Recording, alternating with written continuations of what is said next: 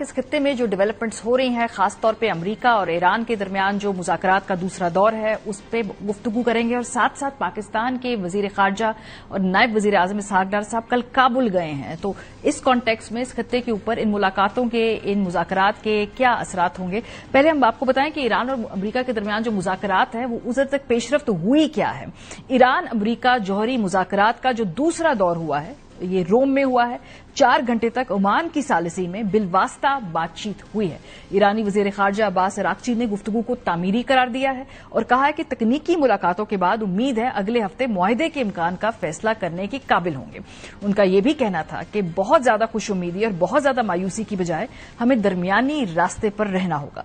BBC की report के मुताबिक फौजी कार्रवाइयों की धमकियों और मिले जुले पैगामात की वजह से ज्यादा उम्मीदें नहीं लगाई जा सकती कि इन मुज़ाकरात से कशीदगी में कमी वाक़या होगी। अमरीकी सदर डोनाल्ड ट्रंप पहले ही कह चुके हैं कि अगर मुज़ाकरात नाकाम हुए तो ईरान के खिलाफ फौजी कार्रवाई की क़ियादत इसराइल करेगा। ईरानी रहबर आला आयतुल्लाह खामनाई के बयान के मुताबिक तेहरान अमरीकी और इसराइली हमलों के खौफ से नहीं बल्कि मुज़ाकरात पर सिर्फ इसलिए राजी हुआ है क्योंकि अमरीका ने अपने मुतालबात को जौहरी मसले तक महदूद रखा है। आयतुल्लाह खामनाई का यह भी कहना है कि मुज़ाकराती अमल से ना तो वो ज्यादा पुरुमीद है ना ही हद से ज्यादा मायूस है। मुज़ाकरात के इख्तिताम पर दोनों ममालिक ने अगले हफ्ते दोबारा मुलाकात पर इत्तफाक किया है। प्रोग्राम के सिलसिले में प्रोफेसर हसन अब्बास साहब इस वक्त मौजूद है, माहिर है, बैनुल अक़वामी अमूर के प्रोफेसर है, नेशनल डिफेंस यूनिवर्सिटी वाशिंगटन के। बहुत शुक्रिया प्रोफेसर साहब हमें ज्वाइन करने के लिए। ये दो मुख्तलिफ मामलात हैं। पहले ईरान और अमरीका मुज़ाकरात से गुफ्तगू को शुरू करते हैं। दरमियानी रास्ता क्या होगा, क्योंकि बहुत ही एक एक्सट्रीम पोजीशन है दोनों की। ये ब्रेक थ्रू समझते हैं आप इस मुज़ाकराती अमल को? जी बिल्कुल ब्रेक थ्रू है, लेकिन इसके पीछे बहुत से लोगों की मेहनत है। इस पर सऊदी अरेबिया और ईरान की जो पीस डील या अंडरस्टैंडिंग शुरू हुई थी जिसमें चाइना का रोल था, वो एक बड़ा अहम पहलू था। और आज अमेरिका में न्यूयॉर्क टाइम्स में हेडलाइन ये है कि जब पिछली दफा डील हुई थी अमेरिका और ईरान की तो सऊदी अरब इसका सख्त मुखालिफ था और अरब ममालिक आज वो इसके हामी हैं। बिकॉज अब ये सबको नजर आ रहा है, मुझे लगता है कि मिडल ईस्ट में जो ज़ाहिर है गाजा और इसराइल का जो सिलसिला है बड़ी खौफनाक, वहां जो सूरत हाल सबके सामने है, उससे भी अरब ममालिक असरअंदाज हुए हैं।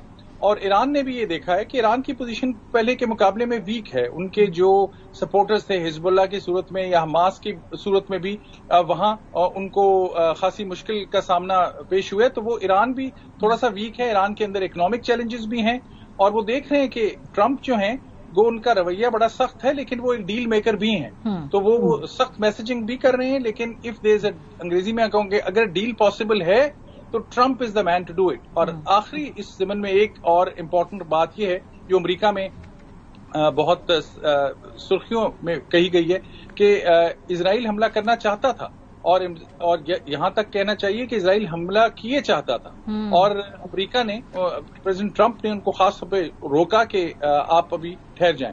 तो ये सब सिलसिला है जिसकी वजह से मुझे लगता है कि ये ब्रेक थ्रू है और ये खासी पॉजिटिव डेवलपमेंट है। प्रोफेसर साहब बीच का रास्ता क्या होगा, क्योंकि बहुत ज्यादा पोलराइज दुनिया में हम जी रहे हैं। अमेरिका का एक बयानिया है, ईरान का एक बयानिया है, ईरान ने उस बयानिए को अपनी लोकल डोमेस्टिक पॉलिटिक्स में भी बेचना है, अमेरिका ने भी ये सियासी बयानियों की भी तो जंग है ना। तो बीच का रास्ता पॉसिबल है कोई? बीच का रास्ता ये होगा कि सिर्फ न्यूक्लियर वेपन के ऊपर, जिसमें ईरान ये कहता है कि हमारे तो जो सरबराह हैं या ये सुप्रीम लीडर हैं उन्होंने फतवा दिया हुआ है कि ये न्यूक्लियर वेपन जो है ये इस्लाम के खिलाफ है। तो वो कहते हैं हम तो अपने फतवे के खिलाफ जा नहीं सकते। तो ये उनका कहना है। अमेरिका कहता है कि दुनिया इधर की उधर हो जाए, हम ईरान को न्यूक्लियर वेपन नहीं बना देंगे।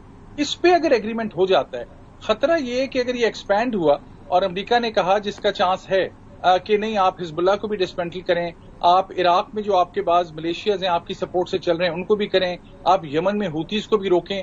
ईरान उसमें कुछ चीजों में कुछ कर सकता है, शायद कुछ चीजों में चीजें उसके हाथ से भी बाहर हों। तो अगर वो मसला होगा वो दरमियानी रास्ता नहीं होगा। अगर ईरान को कहा जाए कि आप सरेंडर कर दें और आपके लिबिया की तरह काम होगा, वो खतरनाक सिलसिला होगा जिसपे ईरान मुझे लगता है कि रिएक्ट करेगा और एक्सेप्ट नहीं करेगा। दरमियानी रास्ता यही है कि कोई इंटरनेशनल बॉडी भी बीच में आए और जो टेक्निकल लोग हैं जिसका जिक्र हुआ है वो कहें कि हम ये एविडेंस चाहते हैं कि अगर न्यूक्लियर इनरिचमेंट हो भी रही है यूरेनियम की, जो पाकिस्तान के पास भी कैपेसिटी है, अगर इनरिच हो भी रही है यूरेनियम, तो वो न्यूक्लियराइजेशन उसकी नहीं होगी। इसका एविडेंस कौन देगा, ये होगा दरमियानी रास्ता मेरी नजर। हाँ, और दर्जा हरारत अगर इस पूरे खित्ते में नीचे आता है तो पाकिस्तान का भी उस हवाले से जो है एक सुख का सांस हम ले पाएंगे।